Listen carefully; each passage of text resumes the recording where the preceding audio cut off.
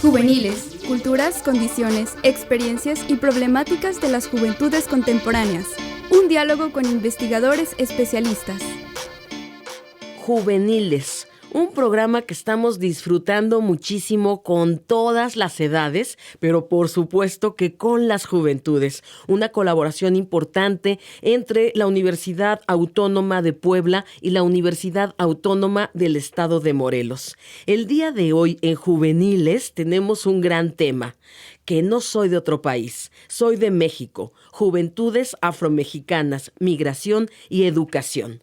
Déjenme empezar platicándoles que en 2019 los pueblos afrodescendientes de México fueron reconocidos como parte de la pluriculturalidad del país y en 2020 fueron contabilizados por primera vez en el Censo de Población y Vivienda del INEGI, gracias a las movilizaciones de los activistas afromexicanos. Sin embargo, previo a este momento, dichas poblaciones habitaron sus comunidades de origen en la invisibilización. Poco se hablaba de ellos en los libros de historia, en las políticas públicas, en la cotidianidad de nuestro país, en nuestro México contemporáneo. A pesar de ello, estas poblaciones tuvieron una amplia influencia en el arte, en la música y en la cultura. Desde hace varias décadas, investigadores de distintas disciplinas como la historia, la antropología, la etnología, han estado interesados en conocer las formas en las que viven estas poblaciones, su cultura, sus problemáticas, sus procesos de reconocimiento respecto a las juventudes y las infancias, la educación, la migración y los proyectos de vida han sido temáticas exploradas en distintos trabajos. Para conversar sobre estos temas, tenemos el día de hoy a una gran invitada. Es la doctora Alejandra Ramírez, quien se ha dedicado al trabajo con jóvenes en la Costa Chica oaxaqueña. Vamos a saber un poquito más de ella. Que no soy de otro país, soy de México. Juventudes afromexicanas, migración y educación, por la doctora Alejandra Ramírez López. Doctor en Antropología Social por la Escuela Nacional de Antropología e Historia. Actualmente realiza una estancia postdoctoral en la Benemérita Universidad Autónoma de Puebla y es profesora adjunta de la línea de investigación Jóvenes y Sociedades Contemporáneas en la Escuela Nacional de Antropología e Historia. Es candidata del Sistema Nacional de Investigadores de CONACYT, coordinadora del grupo Jóvenes, Discriminaciones y Racismos del Seminario de Investigación en Juventud y coproductora del programa Juveniles en Radio UAM. En 2019 realizó una estancia de investigación en la Facultad de Estudios Latinoamericanos en la Universidad de Brasilia, enfocada en jóvenes afromexicanos y experiencias de racismo. Trabaja con juventudes afrodescendientes en la Costa Chica de Oaxaca, sobre el tema de racismo, la escolarización y la migración de jóvenes afromexicanos. El problema es interesante si recordamos los datos del INEGI, ya que apuntan que en México habitan por lo menos 2,5 millones de personas que se consideran afrodescendientes o afromexicanas, siendo la mitad de ellos varones y la mitad mujeres. El 47% de esta población son niños y jóvenes, es decir, casi la mitad, razón por la que algunas investigaciones se han centrado en comprender cómo viven su condición juvenil en regiones con amplia presencia afrodescendiente, como lo son los estados de Guerrero, Oaxaca y Baja California Sur. Es importante resaltar que para el 2020 el grado de escolaridad promedio para los afromexicanos fue de 9.8 años en promedio, poco más de la secundaria, y aunque este dato se encuentra muy cercano a nivel nacional, que es de 9.7 años, algunas investigaciones han dado pauta para comprender que la educación tiene características muy particulares para estas poblaciones, que muchas veces están marcadas por estereotipos y procesos de racialización. La educación, sin embargo, no es el único espacio donde las juventudes se enfrentan a estos desafíos. El trabajo, la migración e incluso los proyectos de vida están marcados por ideas estereotipadas o, peor aún, por la exclusión. Para explorar estos temas, estas problemáticas con toda su profundidad, nos acompaña la antropóloga Alejandra Ramírez, quien con su investigación en Costa Chica de Oaxaca ha enfocado el trabajo en personas jóvenes afromexicanas. Ale, me encanta estar contigo. ¿Cómo estás? Ay, estoy muy contenta, muy feliz de estar en este espacio, que es, bueno, una suma de muchas voluntades, ¿no? De personas organizadas que, bueno, logramos en conjunto poder tener un espacio increíble, ¿no? De difusión, de divulgación para poder hablar de las juventudes. Así es, y entenderlo. Lo hemos ido clasificando por edades, aunque no lo es todo. Muy bien nos lo han dicho ya en nuestros programas juveniles. Son muchas condiciones y es muy importante también entender a las personas con esta característica poblacional. Y vamos a comenzar, ¿te parece? Perfectísimo. Existen características propias de los jóvenes, pensando en esta característica, ser afromexicanos, ser afrodescendientes. Bueno, en general, como hemos venido abordando a lo largo de estos programas, la juventud como condición social, más allá de la edad biológica, pues claro, otorga características que están muy relacionadas, por ejemplo, a dónde vives, ¿no? Si vives en el campo o si vives en la ciudad, y a especificidades que son muy contextuales. En ese sentido, pienso que no podríamos pensar en características generales de los jóvenes afromexicanos, porque habitan, como nos lo ha mostrado el censo, en Ciudad de México, en Estado de México, no solamente en estas áreas como Costa Chica, que es donde yo me he dedicado a hacer trabajo y que es un ámbito más rural, ¿no? Sino que también están en espacios más urbanos, incluso en la misma costa también habitan espacios que son considerados urbanos, y en ese sentido creo que no podríamos hacer una caracterización general porque son condiciones muy, digamos, características de los espacios en los que habitan. En ese sentido, a mí me gustaría desde ahorita, ¿no?, hacer esta afirmación, ¿no? Yo trabajo desde la región Costa Chica, espacios rurales, y es desde ahí, desde donde estoy mirando, ¿no? Y desde donde he mirado a los jóvenes, y en ese sentido, a pesar de que son muy heterogéneos, dentro incluso de las mismas localidades que son pequeñitas, bueno, una característica, ¿no?, que podría marcar, no a todas las personas jóvenes, pero sí algunas que han participado en las investigaciones que me ha tocado desarrollar, es justamente, como decías hace un momentito, la racialización, ¿no? Que ellos, sus cuerpos, sus vidas, ¿no?, su forma de ser está cargada de una serie de estereotipos. Son así porque son afrodescendientes, ¿no? Entonces, digamos que ahí hay una cosita que podría ser una particularidad, ¿no? Justamente al ser una población etnicizada, es decir, al ser una población a la que se le pone afrodescendiente, en ese sentido, pues claro, también se les carga de ciertos estereotipos, ¿no? E incluso a veces estigmas. Y estamos hablando de cosas que se han discutido y que nos han hecho sufrir como humanidad, y es ese racismo por el color, por mi cabello, por la característica de mis labios. Y claro que somos en general una sociedad que se llena de prejuicios. Me interesa mucho, cuando estamos en la preparación de este programa, pensar que no estaban visibilizados como una comunidad, como una parte del sector de la población. ¿Qué tuvieron que hacer para llegar a eso? Y muy en especial, ¿cómo se vive ser joven desde la población en la que tú has realizado tu trabajo, que es básicamente la Costa Chica en Oaxaca? Sí, bueno, eso que dices es sumamente importante, ¿no? Fueron una población que por varios siglos estuvo invisibilizada. Si bien tuvieron un papel muy relevante en la vida social de la época colonial, ¿no? En la colonia en México, tuvieron un papel relevante tanto en la cultura, ¿no? Como en la producción, reproducción, de los ciclos de producción y reproducción. Bueno, llega después de la independencia un momento donde se les invisibiliza, ¿no?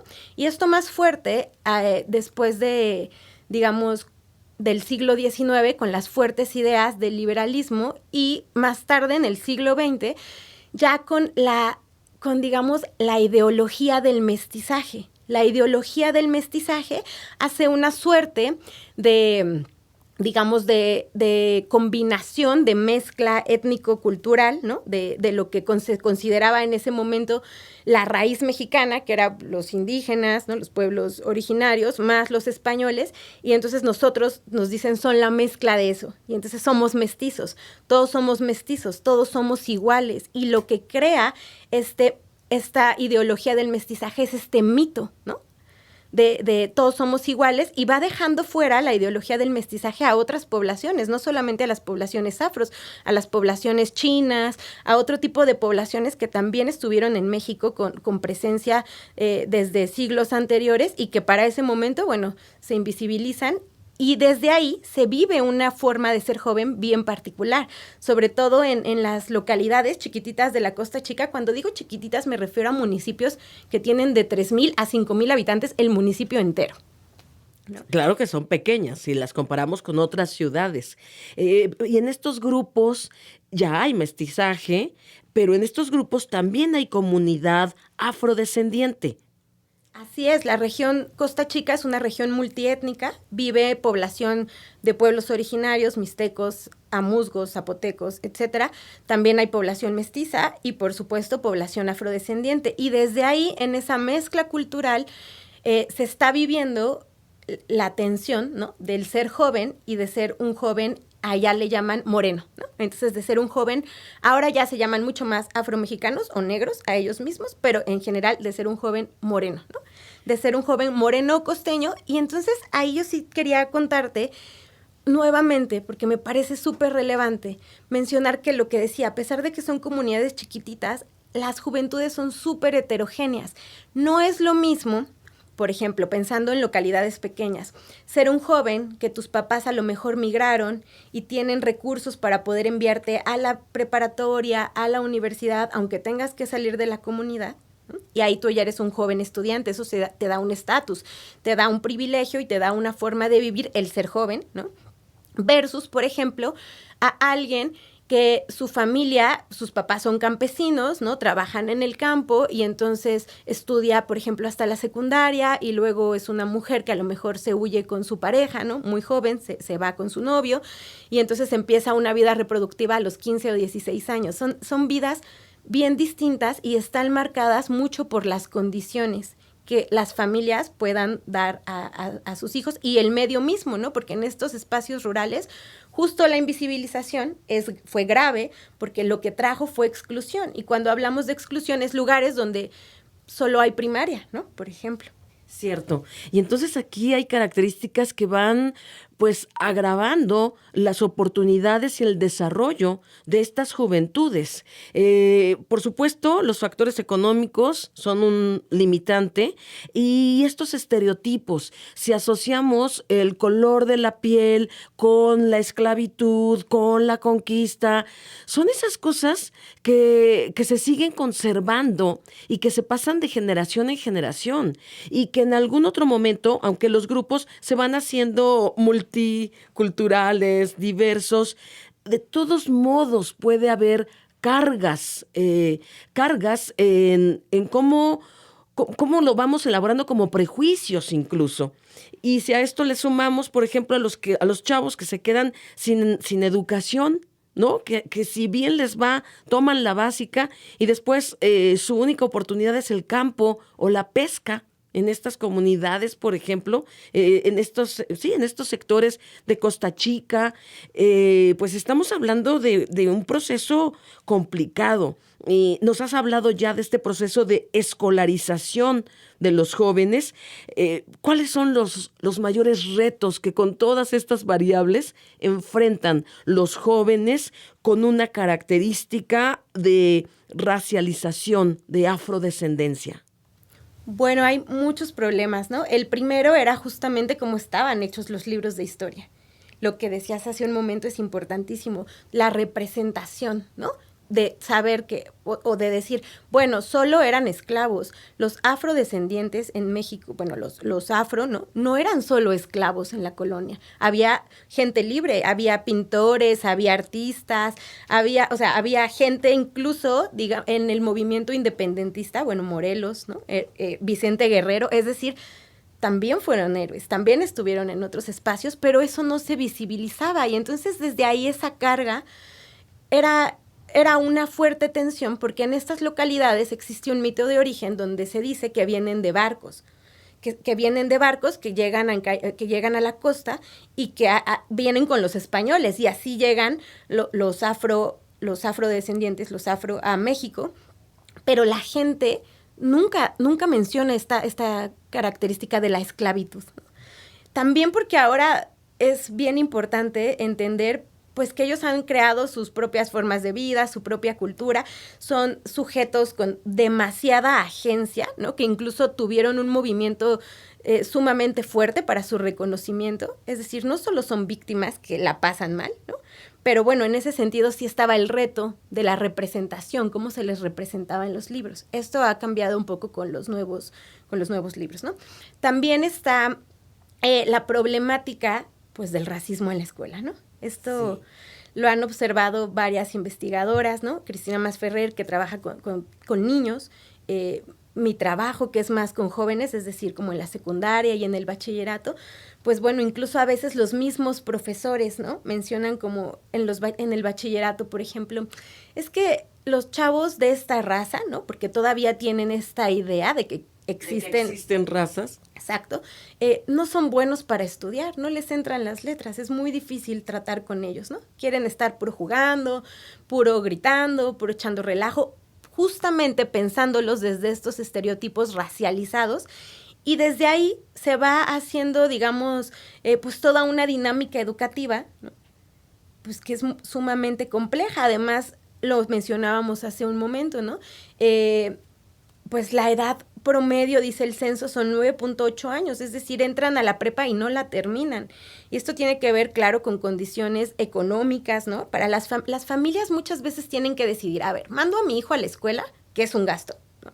O lo mando a migrar? Y entonces ahora está esta problemática de que la escuela, ¿no? Ya no es una promesa de futuro para las personas. Tú puedes tener una maestría incluso y no tener trabajo. Sí, ya no es garantía.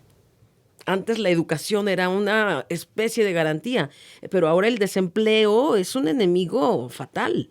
Así es. Y entonces ahí está esa cuestión, ¿no? De pensar que todos, la educación, como pensarla democráticamente, ¿no? Cuando la educación se democratiza en México, todos tenemos acceso.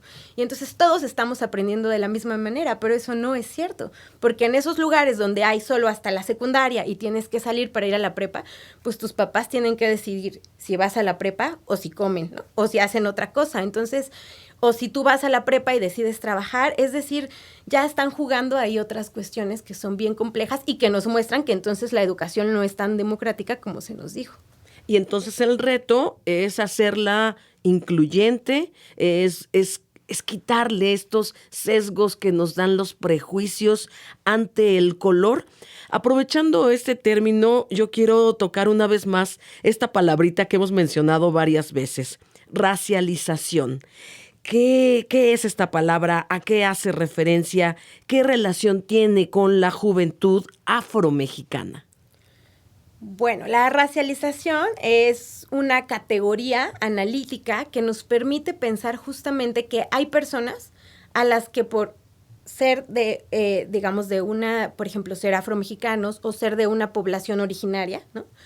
Se le otorgan una serie de características. El proceso de racialización lo que hace es otorgar una serie de características que pueden ser físicas, psicológicas, morales, comportamentales incluso que parecieran inherentes a esa población. Es decir, es ese ejercicio desde el que se dice, las personas, por ejemplo, en la costa se hacen mucho estos ejercicios de las personas indígenas son de esta y esta manera, ¿no? Son trabajadores, les gusta mucho estudiar, le echan muchas ganas a la vida. Las personas afrodescendientes son de esta otra manera, ¿no?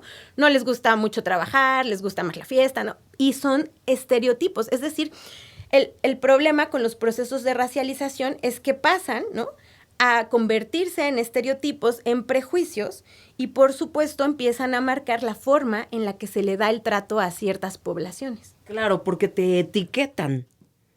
Y vale la pena recordar que no todos somos iguales, que podemos coincidir en el tono de piel, pero eso no va a asegurar que todos vamos a ser de la misma manera. Entonces tenemos que reflexionar esta parte. El conocimiento también siempre nos asiste. El término de razas se ha podido desvanecer con los hallazgos en el conocimiento del genoma, por ejemplo, y tenemos que seguirnos ayudando de más mecanismos. Platiquemos un poquito. Tú has explorado el tema de la migración también. ¿Cómo se vive el proceso migratorio de los jóvenes con quienes trabajan? ¿Vuelve a haber sesgo? Si viene a pedirme trabajo un negro, voy a pensar, sí, porque está más corrioso y es más fuerte, y otra vez estereotiparlo. Sí, ahí se juegan muchas cosas en el proceso migratorio. Eso que decías hace ratito, claro, sabemos que las razas ya no existen, pero la idea de raza como idea sigue operando, ¿no? Y la idea, y para muchas personas, el racialismo, es decir, la idea de que las razas existen, aunque nosotros le digamos, no, mira, el genoma demuestra que no, bueno, esta idea opera y opera, y entonces lo que hace es justamente generar trayectorias migratorias para estos jóvenes muy particulares, ya lo mencionabas tú. Algunos chicos dicen eso, ¿no? Nosotros nos dedicamos mucho a la construcción porque es un trabajo para fuertes, y nosotros somos más fuertes, es una forma de internalizar este mismo proceso, ¿no? Pero también, y con esto me gustaría un poquito, si quiero comentarlo, esta parte de que no soy de otro país, ¿no? Viene de un artículo que pueden encontrar en internet, se llama así, que no soy de otro país, que soy de México, porque cuando los chicos migran, ya sea nacional o internacionalmente, se les pregunta, ¿y tú de dónde eres? ¿No? Y mucho en México. Y ellos dicen, yo soy de Oaxaca, de la costa. No, pero ahí no hay negros, ¿no? Sí, claro que sí, ve a mi pueblo. Entonces es ahí, ¿no? En este ejercicio de la migración donde a veces tienen que empezar a ir tejiendo o ir reconociendo su identidad afrodescendiente. Y bueno, es bastante complejo, pero si quieres ahorita te platico un poquito más. Claro que sí. Me gusta que hablemos de esto, me gusta visibilizarnos como sociedad y enfatizar en las juventudes. Juveniles, una coproducción interesante en donde somos parte de este gran ejercicio, y también instituciones como la Autónoma de Puebla o la Universidad Autónoma del Estado de Morelos, haciendo muchísimo énfasis para mostrarnos a las juventudes con sus problemas, con sus virtudes, con sus características, y hoy, muy en especial, hoy vamos a seguir haciendo referencia que no soy de otro país, soy de México. Juventudes afromexicanas, migración y educación. Regresamos porque estamos platicando con mi muy querida doctora Alejandra Ramírez. La música siempre nos lleva a mirar el mismo tema desde otra perspectiva, las armonías, el ritmo, por supuesto que me ha hecho pensar en otras características, virtudes, valores que tienen los jóvenes a través de sus expresiones. Y bueno, estamos hablando de las características de las juventudes afrodescendientes. Vamos a platicar porque estábamos tocando el tema de la migración y de sentirnos mexicanos o de dudar que somos mexicanos porque uno está más prieto o el otro más negro, moreno. Y esto cuando ya no se vuelve como lo políticamente correcto. Bueno, son muchos cambios que tenemos que incorporar en nuestra manera de mirar el mundo, y lo más interesante, quitar esas barreras que no tienen que ver con nuestro color ni con nuestras características. Al final, el mestizaje es la reunión de un montón de culturas, y esto nos debe de llevar a otras formas de convivencia. Platícanos más de esto que le has llamado trayectoria migratoria de los de las poblaciones, de las juventudes afrodescendientes? Bueno, la trayectoria migratoria es justamente estos caminos, ¿no? que los jóvenes, en tanto agentes, logran encontrar para salir de sus comunidades una vez que van, por ejemplo, encontrando bloqueadas otras opciones como la del estudio. Hicimos el año pasado una encuesta con jóvenes afrodescendientes donde la mayoría señalaba que quería estudiar, pero de esa mayoría en realidad lo logran muy pocos, ¿no? Esto no lo digo yo. Anteriormente habíamos hecho también un trabajo donde seguimos la trayectoria de 10 jóvenes. Eso lo hicimos con la doctora Maritza Urteaga. Entrevistamos 10 jóvenes, les preguntamos sobre sus proyectos de vida y 10 años después volvimos a entrevistar a esos jóvenes. O así, como un poquito, 9 años más o menos. Y descubrimos que en realidad solo 2 pudieron ir a la escuela, ¿no? Pudieron ir a la universidad. Entonces, la universidad se vuelve como un deseo, como un proyecto, pero de esas cosas que se desean, ¿no? Y que parece que cada vez se ven en algunos casos más lejanas, en otros hay familias que ya han hecho grandes esfuerzos o los mismos jóvenes para insertarse en la escuela, pero a pesar de ello, bueno, las juventudes, ¿no? en la costa quieren seguir migrando. Incluso para estudiar tienes que migrar, tienes que salir. Pero aquellos que migran, que hacen migración internacional o que se van a la Ciudad de México, se van a otros espacios a trabajar, pues tienen trayectorias bien particulares que justamente decíamos, están marcadas por los procesos de racialización y muchas veces por decir, ¿te puedo tocar tu cabello? ¿Me puedo tomar una foto contigo? ¿No? Es que estás bonita, o estás bonito, o estás chistosito, ¿no? Y entonces estas son cuestiones que a nosotros pueden parecernos como, ay, ¿por qué eso le molesta? Pero es que esos son ejercicios del racismo, ¿no? Es un racismo cotidiano al que te estás enfrentando una y otra vez en tu trayectoria migratoria. Ya había personas que incluso hablaban de ejercicios de exclusión. No me dejaban entrar a tal restaurante, ¿no? O nos sentíamos incómodos caminando por ciertos espacios de la ciudad, ¿no? Incluso donde habitas. Por ejemplo, la gente que migra, mucho de la migración en la Costa Chica se hace hacia Baja California Sur, siempre señalan que viven como en las periferias y que entonces esas colonias no tienen todos los servicios, no están súper bien conectadas y sobre todo la gente las asume peligrosas. Y entonces ahí estamos viendo un montón de aristas que se están tejiendo en esta trayectoria migratoria y que, claro, los jóvenes no son ajenos a ellas. No significa, yo decía hace rato, que todo el rato son víctimas. También viven en la ciudad contentos, también les encanta seguir migrando a Estados Unidos, ¿no?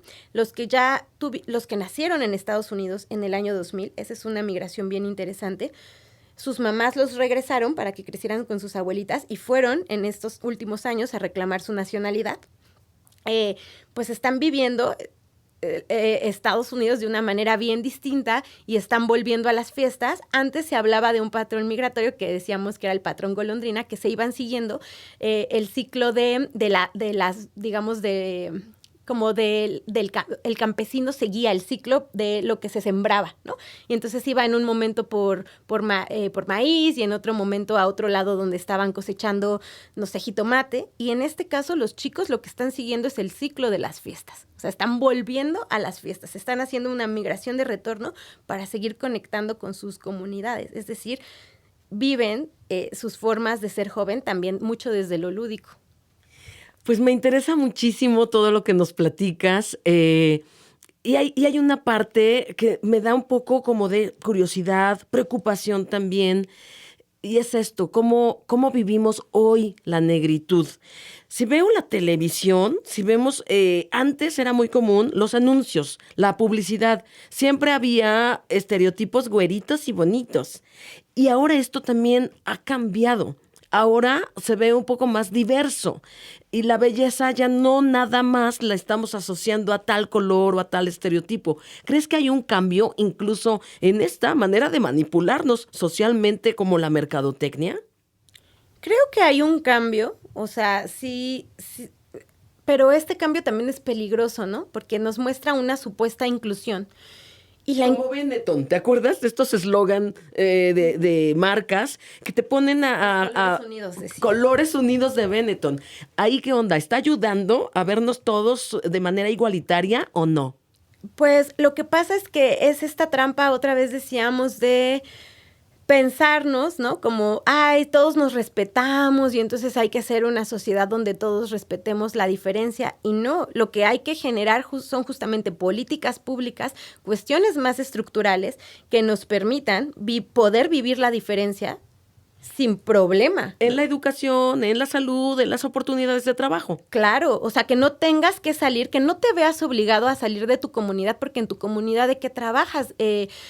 Pensaba, por ejemplo, ahorita que decías esto, hace 2 meses tuve la fortuna, para mí estar en campo siempre es muy bello, ¿no? De estar platicando con muchos chicos donde hicimos como un taller, ¿no? Y preguntábamos, ¿cuánto ganas al día? Y ganaban de 100 a 200 pesos por jornadas de 12 horas dentro de las localidades. Entonces, claro que esto no alcanza para vivir, ¿no? 100 pesos al día, 200, 100 las mujeres, esto era muy interesante, 100 las mujeres que se dedicaban sobre todo como dependientas de tiendas y 200 los hombres en el campo, la faena. Hasta 250 a los que les iba mejor y 300 a los que trabajaban en la construcción. Y entonces aquí te empiezas a preguntar, bueno, si realmente vamos a empezar a vivir la diferencia, ¿no? Pues que empiece desde lo estructural. Tienen que cambiar lo estructural, las oportunidades estructurales. Si no, quedamos siempre en el discurso, ¿no? Ahora se dice, todos los programas plantean pueblos originarios o pueblos indígenas y afrodescendientes, pero los jóvenes, ¿no? Se quejan y dicen, es que nosotros no podemos ir después de ellos y que nos pongan un ni, porque en realidad no nos están incluyendo. Nuestras problemáticas son sumamente diferentes a las que pueden tener los pueblos originarios. Cierto. Y cuando pensamos en los jóvenes, muchas veces seguimos asociando el futuro, el tema de futuro. Yo estoy un poco contrariada porque también sabemos la población va envejeciendo, pero la población juvenil existe. ¿Cómo ves tú el futuro de los chicos con los que trabajas? Sí. ¿Cómo lo ves hoy, el futuro de los jóvenes con los que has trabajado en estas zonas y con esta característica de afromexicanidad? Esto es una pregunta bien interesante porque nos permite hablar justamente de la persona joven como una persona que tiene la capacidad de autogestionarse el futuro. Es decir, si el gobierno, si la escuela, si el mundo en el que vives no te está ayudando a tener un futuro, ¿qué hace el joven? Pues no se queda sentado diciendo, ay, me voy a poner muy triste, ¿no? Porque no tengo posibilidades como las podrían tener jóvenes en la ciudad o las clases altas. No, los chavos, las chavas se gestionan su futuro, ¿no? O sea, no se trata de autoflagelarse y quedarse como tú mismo hundiéndote más, sino de cómo salgo. Claro, y se gestionan el futuro de muchas maneras. Algunos van por el camino del activismo. Yo me voy a reconocer en este momento afromexicano y desde ahí va a venir, o sea, voy a empezar a entrar en la política, ¿no? Otros que más bien dicen, voy a estudiar. Así me cueste lo que me cueste, yo voy a estudiar, aunque tenga que trabajar, etcétera, ¿no? O también está quien dice, yo voy a migrar, ¿no? Y voy a ahorrar y entonces pues voy a ayudar a mi familia. Y también hay quien dice, yo quiero ser ama de casa, ¿no? Y casarme y tener 3 hijos y estar en mi pueblo porque me encanta mi pueblo. Entonces los jóvenes se gestionan el futuro de las maneras que ellos van encontrando más óptimas. También hay quien se inscribe en la Guardia Nacional, gente que hace exámenes en la Marina y los pasa. Están en muchos espacios, ¿no? Muchas maestras, maestros de escuela, afrodescendientes. Y aquí hay algo importante que yo a lo mejor no había mencionado hace ratito, pero la afromexicanidad, no todas las personas que se han reconocido como afromexicanas, aunque sí muchas, son, digamos, morenas, ¿no? También hay personas que porque sus abuelos, sus primos, ¿no? Sus tíos, su familia o son de esa comunidad, se asumen de esta manera, porque no se puede basar en el color de la piel o en los rasgos fenotípicos, es una cultura, ¿no?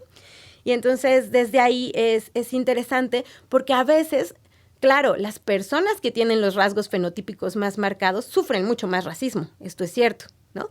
Y quienes no, incluso se les cuestiona de, ay, tú no eres afrodescendiente. No, pero mira, ella es mi abuelita, ¿no? Pero tú no te ves, ¿no? Parece como un termómetro que te va midiendo, pero en este sentido, bueno, es una forma cultural. Y algo que sí es cierto es que a pesar de que si tú eres, digamos, más claro del color de la piel, podrías sufrir menos discriminación, sigues viviendo en estos mismos espacios de exclusión, ¿no? Y donde la migración sigue siendo una respuesta y también te tienes que gestionar tu futuro. Y esto es bien interesante, o sea, los jóvenes sí son el futuro, pero son el futuro porque se lo gestionan, ¿no? Encuentran la manera. Ellos ven cómo hacen redes. Hay redes de jóvenes que permiten migrar. Ahorita hay redes de jóvenes que permiten migrar con contratos. O sea, gente que migró con contratos y está llevando a sus primos, a sus amigos a migrar de ida y de venida, ¿no? 6 meses por 6 meses. O sea, están encontrando quien le presta dinero a su hermano de vente, yo te presto, vente al norte, ¿no? Los chavos están encontrando las maneras y las chavas también. Autogenerar, me gusta esa palabra, autogestionar tu futuro es importante y por supuesto también esto hay que acompañarlo de política pública, una política pública que no te vea con etiquetas, porque al final también te termina como segregando. Claro, o sea, es que también esto otra vez podría ser otra trampa, ¿no? Si el chavo se gestiona su futuro, entonces yo no tengo que hacer nada. Pero claro, tenemos un compromiso social para que estas personas jóvenes puedan tener su desarrollo pleno, para que haya universidades, ¿no? Donde ellos puedan estudiar sin tener el prejuicio, el estereotipo, para que haya sensibilización en las escuelas, ¿no? Para que los profesores las profesoras también estemos sensibilizados, ¿no? Sobre estos temas y entonces no estemos ahí manejando mecanismos. Hay una palabra de Quintero, que es un investigador colombiano que trabaja mucho como educación en Colombia con afrocolombianos, y él dice estos mecanismos de la buena excepción, ¿no? No importa que escribiste medio mal porque como tú eres afrodescendiente, pues, o sea, te voy a poner 9, ¿no?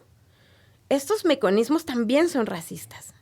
Y entonces hay que empezar a reconocernos justo desde ahí y decir, bueno, necesitamos políticas públicas, necesitamos que la estructura empiece a modificarse, no para que todos vivamos desde el mito del mestizaje, de todos somos mestizos y entonces todos somos iguales, y entonces no, para que aceptemos que hay personas diferentes y que merecen tener las mismas oportunidades de vida que una persona blanca o mestiza, ¿no? Así es. Oye, estoy recordando a un amigo que es realmente muy blanco. Y entonces también de alguna manera sufren el hecho de que siempre es el güerito en las escuelas, en los grupos de amigos, pero era así como, oye, ya no me digas güero. Es como si yo todo el tiempo te dijera, tú morena, ven, mejor me llamo tal, ¿no? Soy fulana de tal. Y entonces pasa lo mismo con el negro, ¿no? Los negros, y entonces esto lo seguimos viendo de una manera dura y ya no tenemos que decirnos así, o hay quien está bien si nos seguimos diciendo prietita de cariño. Esta parte del lenguaje y de cómo nos autonombramos o nos mencionan en los grupos sociales, ¿tú cómo lo ves? Bueno, esto es muy complejo, ¿no? En la costa la gente jamás se asume como, yo soy afrodescendiente, dicen yo soy costeño, yo soy de tal comunidad, ¿no? Estas etiquetas de soy afro o soy tal, vienen más bien cuando salen, ¿no? Y se les pregunta, ¿y tú qué eres? Y entonces tienen que reconocerse de algo, o cuando llega al censo y les pregunta. Pero en las comunidades es yo soy tal de tal comunidad, o soy tal de la costa, ¿no? Pero creo que tú mencionaste algo que no me querría ir sin poner ahí el dedito, ¿no? Claro, los blancos también pueden ser discriminados, pero aquí está la palabra clave, discriminación. La discriminación es decir que yo te diga, a ver, como tú, justamente, es un ejercicio de racialización donde digo, tú eres güero, eres rico, y entonces te voy a cobrar más. Pero eso no los pone en una situación estructural de desigualdad. O sea, lo que sí a los morenos, ¿no? O a las personas afrodescendientes, sí están, o sea, esto sí te pone en una posición de desigualdad estructural, al grado que las últimas encuestas han mostrado como la gente morena tiene sueldos más bajos, ¿no? Entonces, este tipo de cuestiones lo que señala es, claro, ¿te pueden discriminar por ser güero? Sí, pero no es racismo. O sea, el racismo a la inversa no existe. Solamente existe el racismo cuando un grupo está, digamos, ahí marcado por una relación jerárquica estructural. O sea, los güeros, aunque sufran mucho porque les cobran más caro las cosas o les dicen güerito, pues tienen acceso a la educación, tienen acceso al empleo, ¿no? No están en una situación estructural de desigualdad que los obliga, por ejemplo, a tener que dejar sus comunidades, ¿no? Y de no volver a ver a tu familia, porque si no, ¿cómo les mandas? O sea, ¿cómo les mandas dinero, no? Gente, por ejemplo, que migró en los 90 y que jamás ha vuelto. Es personas que la gente, las mamás ya no se acuerdan de las caras de sus hijos. Se fueron chavos y ya son señores, ¿no? Eso es muy fuerte. Y eso sí es racismo. Pero lo viven diferente cuando la condición de la afrodescendencia la tienes como Claro, como porque juventud. está marcando tu vida constantemente, ¿no? O sea, está marcando las oportunidades que tienes de muchas cuestiones, de trabajo, de estudio, cómo te tratan, ¿no? Marca tu vida de alguna manera. Obviamente no es la única condición, ¿no? También la clase social, también si eres hombre o mujer, son cosas que van marcando tu vida como joven y entonces se vuelve una, no diría una suma de condiciones, sino una suma de relaciones que se articulan para que tú seas o ocupes un espacio un espacio determinado en el mundo, ¿no? O seas joven de una determinada manera. Entonces, en este sentido, pues creo que sí, claro, ser afromexicano tiene ahí digamos, es importante, pero esto se suma con otras cuestiones, ser varón, ser mujer, si eres rural o si ya creciste en la ciudad, si estudiaste en la universidad o no, si eres migrante o no, quiénes son tus papás, de qué trabajan, todo eso va a influir. Pues es muy importante observar esta parte de las juventudes afrodescendientes y quitarle prejuicios, y también traigo a la mesa, y es prácticamente para ir cerrando nuestra charla, y son los retos. Y estos retos son los que tenemos todas y todos como sociedad para generar una sociedad en donde las juventudes afromexicanas tengan condiciones de plenitud. Es decir, abiertas las puertas para la educación en todos sus niveles, para el desarrollo laboral, para la sana convivencia, la diversión, porque es cierto, a veces si eres obeso o estás demasiado moreno, no entras a tal lugar. Eso en este momento de nuestra historia sigue siendo en algunos casos una realidad. Claro. Entonces tenemos retos como sociedad. Vamos enlistándolos. Bueno, sí, hay muchos retos, ¿no? En principio, pues comprender que justamente, yo decía hace rato, creo que uno de los mayores retos es comprender que el racismo a la inversa, pues no existe, ¿no? Y que entonces nuestro mayor reto es justo entender desde ahí.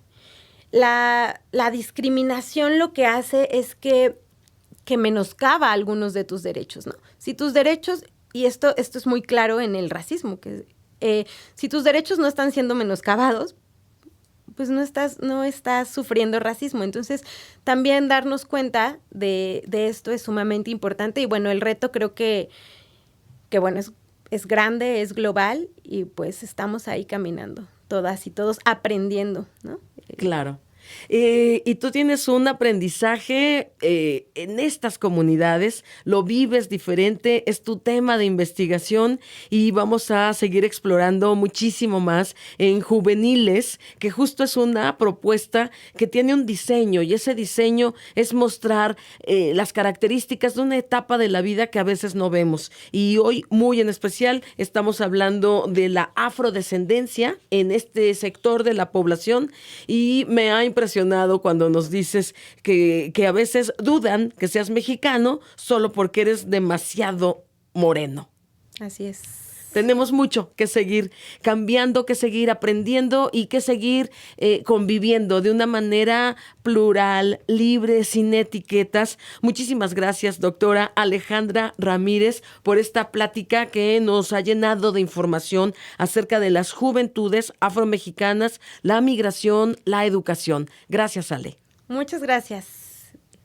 estaremos, por supuesto, disfrutando de muy buena música, comprendiendo con esto este proceso, esta etapa de la vida y programando muchísimas convivencias más entre distintas universidades. Por supuesto que el trabajo que realizan desde la Escuela Nacional de Antropología e Historia y esta relación importante que tenemos hoy con la Universidad Autónoma de Puebla y la Universidad Autónoma del Estado de Morelos. Yo me despido ya y agradezco a la doctora Alejandra Ramírez su visita para hoy desarrollar que no soy de otro país, soy de México, Juventudes Afromexicanas. Me despido ya, soy Susana Ballesteros, carpintero.